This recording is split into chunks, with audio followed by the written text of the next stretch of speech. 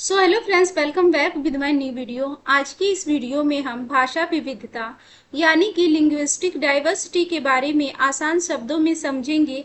हमारे चैनल पे जो ये टॉपिक बताए जा रहे हैं सीटेट से रिलेटेड, ये काफ़ी आसान भाषा में हैं और संक्षिप्त तरीके से बताए जा रहे हैं, तो कृपया ज़रूर देखें। और वीडियो जो हमारे चैनल पर डले हुए हैं, तो चलिए इसका आंसर देखते हैं कि भाषा विविधता क्या है।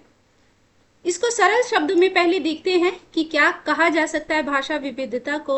सरल शब्दों में भाषा विविधता का मतलब है एक ही जगह पर अलग अलग भाषाओं और बोलियों का बोला जाना। जैसे एक कोई जगह है, वहां पर बहुत सारे लोग हों, लेकिन वहां पर जो लोग हैं वो सभी एक ही भाषा नहीं बोलते, वो सबकी जो भाषा है या बोलियां हैं वो अलग अलग हैं, तो इसी को हम भाषा विविधता कहेंगे।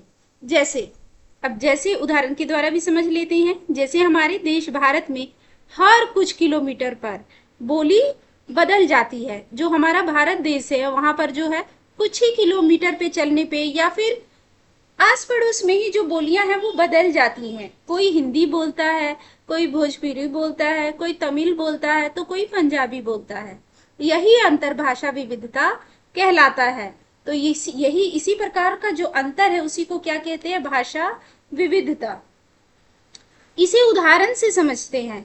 अच्छा, उदाहरण भी देख लेते हैं इसके बारे में। मान लीजिए आपकी कक्षा में 4 बच्चे हैं। जैसे आप किसी क्लास में पढ़ते हैं तो बच्चे तो कई हो सकते हैं, पर यहाँ ठीक है, मान लेते हैं कि एक कक्षा में 4 बच्चे हैं। एक बच्चा घर पर हिंदी बोलता है और दूसरा क्या बोलता है, भोजपुरी। तीसरा बच्चा मैथिली बोलता है अपने घर पे और चौथा बच्चा क्या बोलता है, अंग्रेजी या बंगला बोलता है।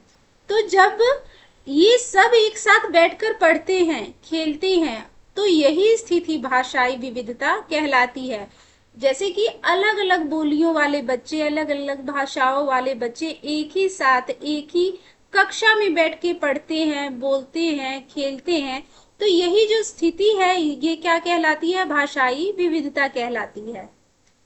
यह क्यों जरूरी और फायदेमंद है इसके बारे में भी पढ़ते हैं। कुछ पॉइंट दिए गए हैं, 4 पॉइंट है यहाँ पे लगभग। तो इसमें बताया गया है कि भाषाई विविधता जो है क्यों जरूरी और फायदेमंद भी है। पहला पॉइंट नंबर 1 है नया सीखने का मौका। जो भाषाई विविधता होती है उससे कुछ नया सीखने का मौका मिलता है। जैसे बच्चों को एक दूसरे की भाषा से नए शब्द, कहानियां और बातें सीखने को मिलती है। जैसे अलग अलग भाषा वाले बच्चे रहते हैं, तो वो जो अपने फ्रेंड्स सर्कल होते हैं उनमें बताते हैं कि हमारे गांव में या हमारी भाषा में इस चीज को ये कहा जाता है। तो इसी प्रकार से जो है एक दूसरे की भाषा से नए शब्द, कहानियां और बातें सीखने को मिलती हैं एक साथ बैठने से, एक क्लास में कई बच्चों के। दूसरा देखते हैं, पॉइंट नंबर 2 क्या है, दिमाग तेज होता है। इससे क्या है, दिमाग भी तेज होता है। कैसे, जो लोग एक से ज्यादा भाषाएं जानते या सुनते हैं उनका दिमाग ज्यादा एक्टिव और तेज काम करता है। जैसे कि हम कई बार ये देखते हैं कि जो व्यक्ति होते हैं, लोग होते हैं, वो एक से ज्यादा अगर भाषाएं जानते हैं, बोलते हैं, तो उनका दिमाग भी जो है ना, वो ज्यादा एक्टिव होता है और तेजी से काम करता है। सबको अपनापन मिलता है। जब स्कूल में बच्चे को उसकी अपनी बोली यानी कि मातृभाषा में बोलने दिया जाता है तो उसे डर नहीं लगता और पढ़ाई भी आसान लगती है। जब कोई बच्चा है, जब नया नया स्कूल में जाता है, उसे अचानक दिखता है कि जो हमारे आसपास वाले बच्चे हैं वो तो अलग ही भाषा में बात कर रहे हैं, लेकिन वहीं पर जब उसको अपनी भाषा में बोलने का मौका दिया जाता है वहां पर, या फिर वो अपनी ही भाषा में बातचीत कर पाता है उस क्लास में, तो उसे डर नहीं लगता और अपनापन महसूस होता है और उसको जो पढ़ाई है वो भी आसान लगने लगती है। संस्कृति जुड़ी रहती है। इससे क्या होता है, संस्कृति जो है जुड़ी रहती है। हर भाषा में अपनी लोक कथाएं होती है।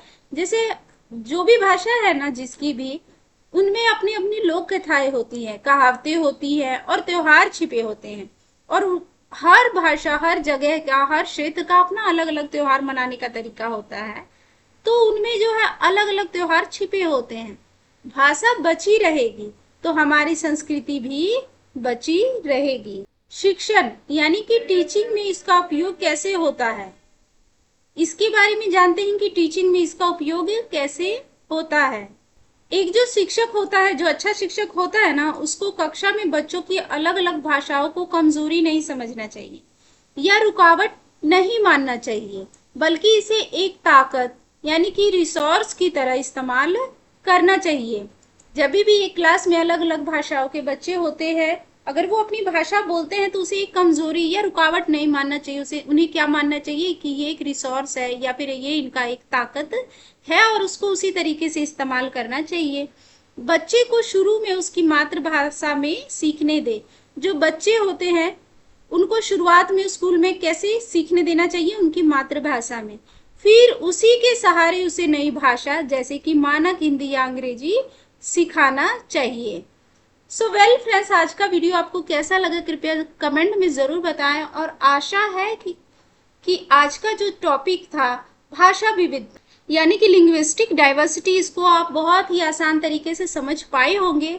और अगला टॉपिक हम अपनी वीडियो में जल्दी लाने वाले हैं, तो उसको भी जरूर देखिएगा। तो आज की वीडियो में इतना ही। धन्यवाद।